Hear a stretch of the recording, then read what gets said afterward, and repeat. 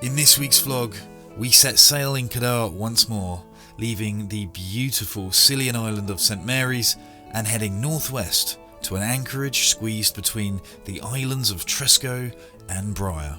We're quickly hit by the realities of a congested anchorage. We climb into even more pristine blue water in some of the many secluded bays here in the Scillies. And, well, we also get cut off by the tide.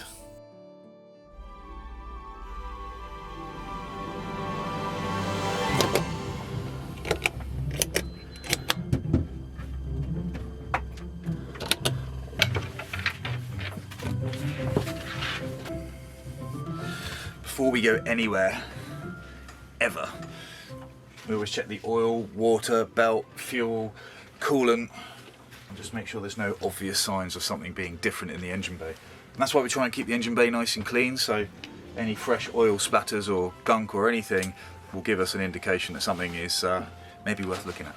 Belt tension is good. The diesel dipper is engaged. You want to fire the engine up? Sure.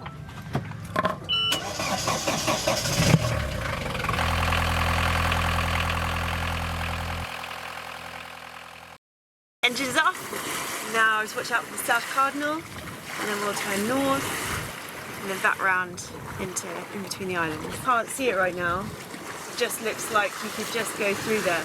That's full of rocks. At low water, you wouldn't go anywhere near that. You're coming across here. Yeah. This is just all full of rocks, which you could choose. We could, technically, we could go through there. Like you can see all the boats there at high water. I just didn't fancy it. Rather safe than sorry. Take the scenic route. Yeah, I just get to know the Scillies a little bit more first, ease our way in, be gentle. So yeah, I'm taking the long way round. I'm all for the long way around. Yeah. What's the rush anyway, Hank?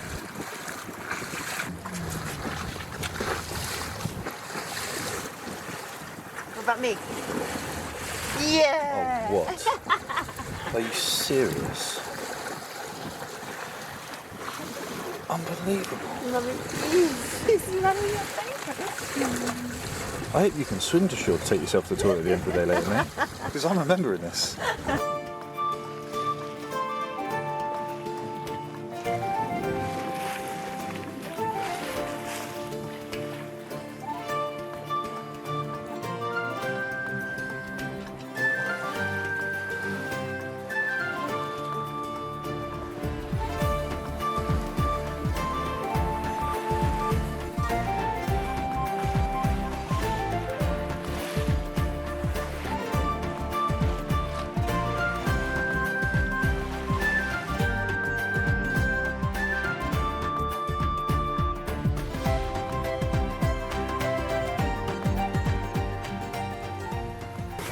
How are we getting on, Captain? We've got about 2.5 nautical miles to go. We're doing about 4 knots under the headsail. Happy days. Should hopefully be there about 12:30, 1:15 now. Super. That's okay, there'll still be plenty of water. Just keeping an eye on Hank. I say the conditions are super calm out there, and you know it's pretty flat. So as long as one of us is keeping an eye on Hank, we don't mind him lying up on deck. But if it was a more boisterous sail or there's a bit more going on, then he'd be tethered in back in his bed. But he's happiest up there, just watching the world go by. He's got his sun cream on. He does.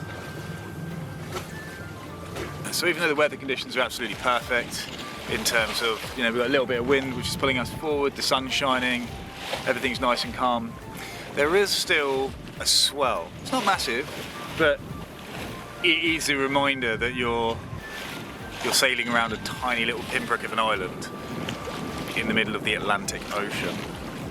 Or maybe not the middle, but in the Atlantic Ocean. So this lighthouse coming up is Yeah. the only navigational light on this side. So if you were trying to come in at night, you would just, like, that's the only thing that would be there to guide you. You alright up there, Hank? You chilling? Sure is. Fancy coming hanging out with us again? Come on in. Good boy. You lie down in your bed? It's good, just we might need to concentrate in a minute. Here's a good boy. Alright, do I get one of these now? Okay, cool. All is forgiven for earlier.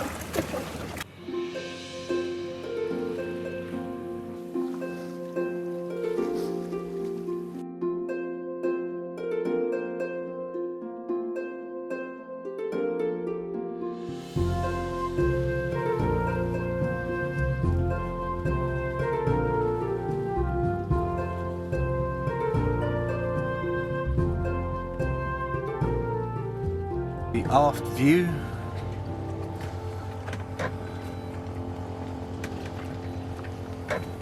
We have Briar over here. Tresco over here. Alright, we're anchored. Got Briar over here, Tresco over here. It's lovely. I see the appeal. Not a massive fan of being anchored this close to people. Normally when Carly and I pull up into an anchorage, we'll have a little look around and then we'll sort of sit on the outside of the pack unless there's a huge gaping great big hole in the middle of the anchorage where people have already left perhaps. But generally speaking, we like to be as far removed from other people's boats as we can safely be and still have a comfortable night's sleep. And well, that's not the case here. We couldn't be any more in the thick of it if we tried. We're surrounded by boats of all shapes and sizes. And we've laid our anchor out. We're in 5 meters of water. We've put 15 meters out so far. And you're gonna stay on the boat for a while. We're gonna have some pancakes. Carly's knocking up some pancakes now. Have a bite to eat. And then when it cools down a bit, we're gonna take Hank to shore so he can have a walk. There's a great walk apparently on Briar, the North Walk. But there doesn't look like there's a lot of cover there, so we'll wait for it to cool down so he doesn't get, you know, too hot when he's on the walk. Wow. I don't know whose boat this is, but I feel like this is the right thing to do. This one's on a mooring buoy. And this one's anchored. I don't know, I'm going to have a look. Grab that. So this boat is anchored here and there's nobody on it. There's dinghies on it. Anybody in? They might have got a water taxi or something somewhere. Yeah. Alright. I'm going to go on board then, a load of fenders. Yeah, I think so. I don't think... So I just knock on... I think if the owner of this boat was in, they would probably have been out by now. They might not be looking out the window. I think you probably have their permission, Carly. I'll just call it a hunch.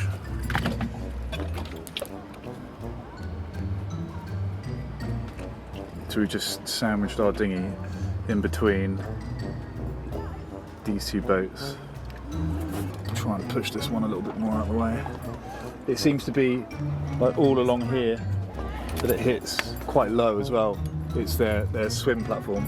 They sit in, so I'd probably have it, yeah. Quite low. Yeah, all the way down. Maybe put a couple of staggering heights. Beautiful boat. It'd be such a shame to see it get damaged. It looks like it might already be. There's some scratching. Maybe lower their one as well. Okay.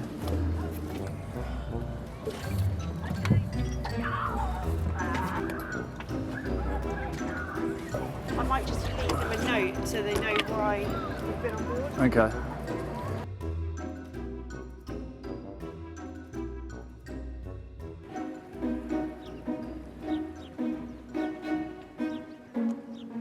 Alright, now dingback safely dragged far enough up the beach. Let's take you on a little exploration of Briar. We've never been to Briar either, so we're going to discover it together. Let's go. Good morning, my darling. Are you ready to explore Briar? Indeed. Look at it, it already looks beautiful.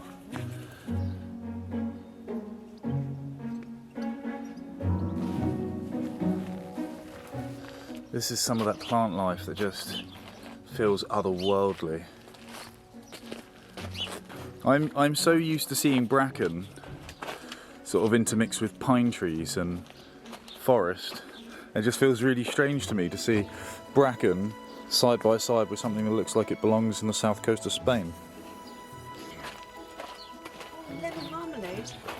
Made lovingly, I imagine, by Mike and Susan Pender. Oh, look, potatoes. Oh. This is so adorable. All left out in trust. You put the right money in, take what you want.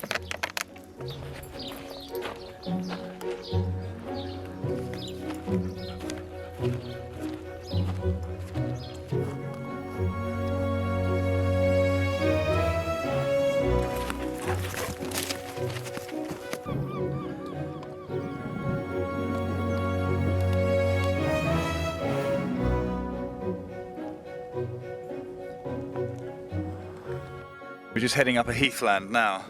And for those of you who would love to visit this place and maybe don't have a boat or don't want to bring a boat here, there's a nice little campsite just perched in between the cliffs here and looking down onto the bay, onto the anchorage. What a sweet spot. So if you've got a tent, maybe head over with a tent. The worst ways to spend your time, that's for sure.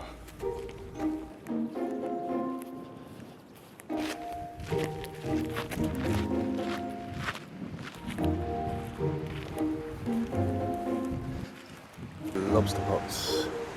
This looks like prime lob and crabster territory actually. There's so much going on in terms of rocks and seaweed.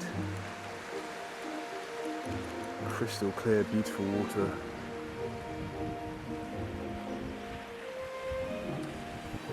And the majority of the islands in the Isles of Scilly are uninhabited.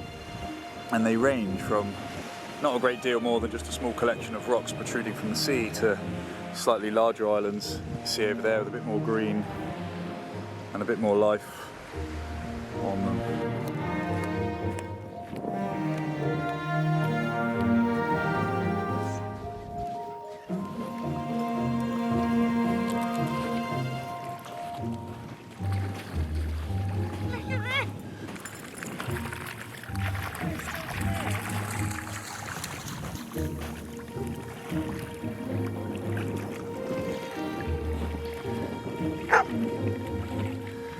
Run, boy, run. You have the whole place to yourself. Rejoice in your kingdom, young Hank.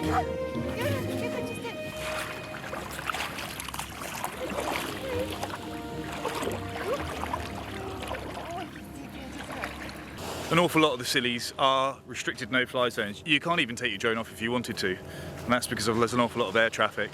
But down here in Rushy Bay, there's a little area that is a warning zone, as in don't go too far away from it, but you are allowed to fly here. So I think I'm going to try and get the drone up. I'm not going to go too high again because there's lots of little planes, light aircraft, helicopters, commercial planes that aren't too far away.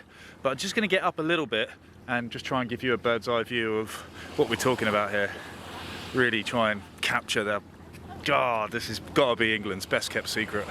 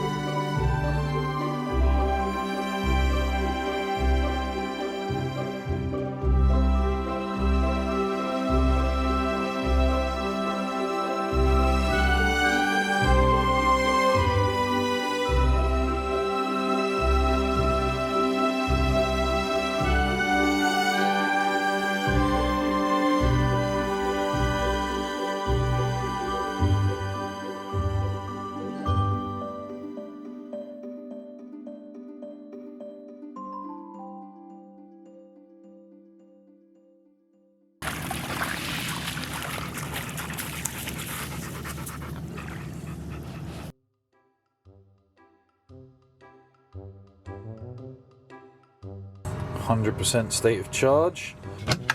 Open that up, and here you will find the switch to the heating element. Ah, 1,000 watts is being drawn to heat that hot water. Now, if we pop that on for an hour, we'll have piping hot water. We can both have a hot shower, do the dishes. I don't know what else we do. Maybe even do a wash load. Could do. But yeah, that'll be all the hot water we need for the next couple of days. I might take a couple of % out of our bank, turn it back off, and then probably back at 100% before it's time to go to bed. Fridge freezer running. We've got a chest freezer running. We've now got hot water go. We're going to cook later using the Ninja and the induction hob. The induction hob, which didn't cost a fortune, it was 35 quid. And it's fine. It's absolutely fine. 5 grand we got quoted for a marine specific induction hob. 5 grand. £35.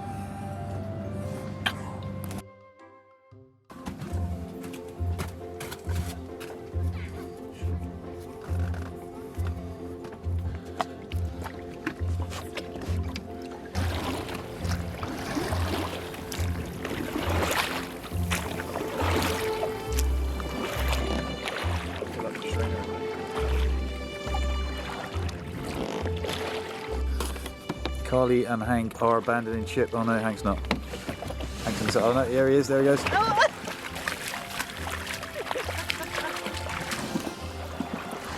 I'm obviously duty bound to stay on board as the captain who is piloting this vessel. I stick with the ship no matter what. Look at this, we've got our very own island. Well, you better be... Our own island. How amazing is this? This is going to have a beach barbecue, and with this island, it's a dog-friendly beach. Huh? We're going to have the sunset over here, which we won't have over there on that dog-friendly beach. Perfect.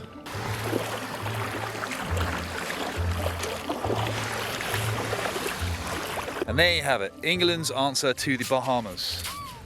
We're missing a couple of things, I guess. Coconuts, bit of a bummer. But we're also missing hurricanes and tiger sharks. I don't know. It seems like a fair trade-off to me.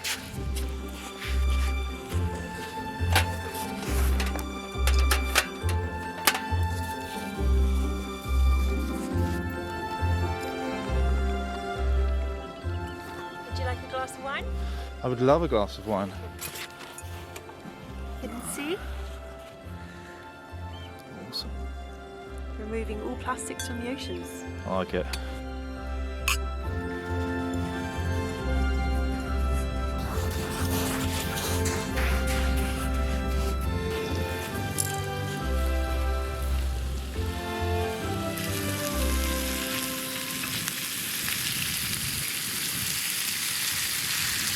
Doesn't look the most attractive. Which do you think is going to happen first? Do you think the sun's going to go down first, or the water's going to be up to our necks first? We'll just go up to our next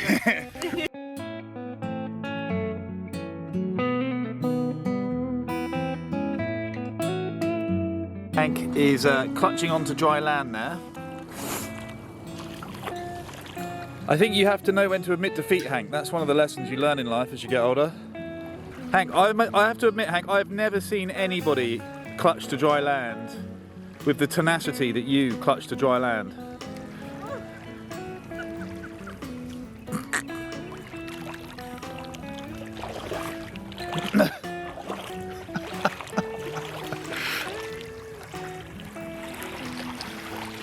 I think it's time to call it a day, mate. Game is called on account of tide. Come on then. Come on, Hank, come. He's like, where's my island gone?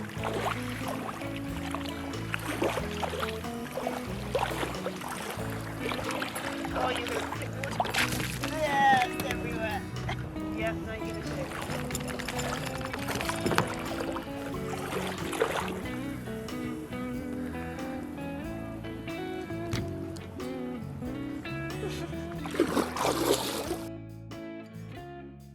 Alright guys, I hope you are enjoying coming along for the ride with us and exploring some of these, I would say not perhaps that well-known British gems.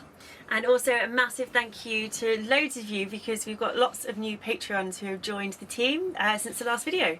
So personal thank yous to you guys. I've written them down because there are so many. This might even be a new record.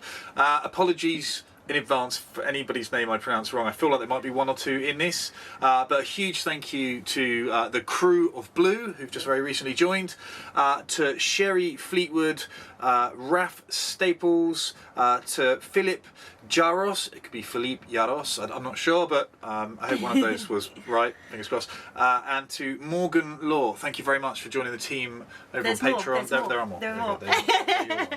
And also Andrew Reynolds, Colin and Fiona, Barry Wildridge and Stu Barber.